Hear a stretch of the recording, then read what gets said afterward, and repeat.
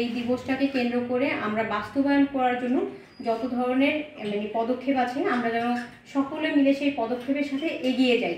কারণ আমরা যারা আগামী প্রজন্মের নেতৃত্ব দিব তারা যেন আমরা এই বাস্তবতাটাকে মেনে নিয়ে দিতে পারি। সুন্দরবনের প্রাকৃতিক পাহারাদার বাঘ, সেই বাঘকে রক্ষা করতে হবে। বাঘকে রক্ষা করতে গেলে বাঘের যে খাদ্য, সেই খাদ্য রক্ষা করতে হবে। সেই খাদ্য যদি আমরা রক্ষা করতে যাই তাহলে হরিণ শিকার আমাদেরকে বন্ধ করতে হবে, গৈসব নিধন আমাদেরকে বন্ধ করতে হবে। ওইখানকার যে পানির মধ্যে যে প্রাণী রয়েছে সেগুলোকে আমরা বিষ দিয়ে বিনষ্ট করছি, সেটাকে বন্ধ করতে হবে।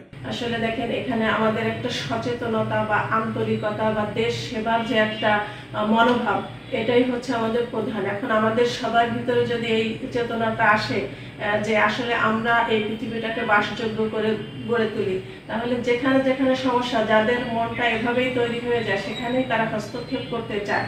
আমাদের দেশে যে বাঘ আছে, রয়্যাল বেঙ্গল টাইগার, পৃথিবীর বিখ্যাত যতগুলো টাইগার আছে তার ভিতর অন্যতম এবং দেখতেও সুন্দর, সাথে সাথে আমাদের জাতীয় পশু। সুতরাং এই বাঘ আমাদের সংরক্ষণ করা অত্যন্ত জরুরি। সংরক্ষণ না করলে, রয়্যাল বেঙ্গল টাইগার যদি আমরা সংরক্ষণ করতে না পারি, তাহলে আমাদের বিশ্বের বড় ম্যানগ্রোভ, আমাদের যে সুন্দরবনকে রক্ষা করা সম্ভব হবে না।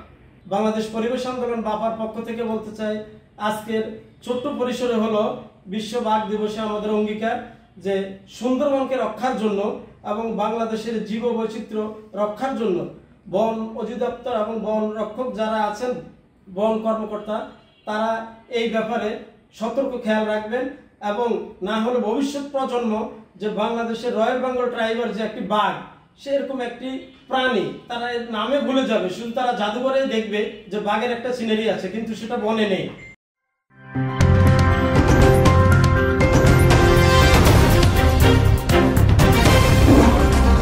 Voice of Tiger.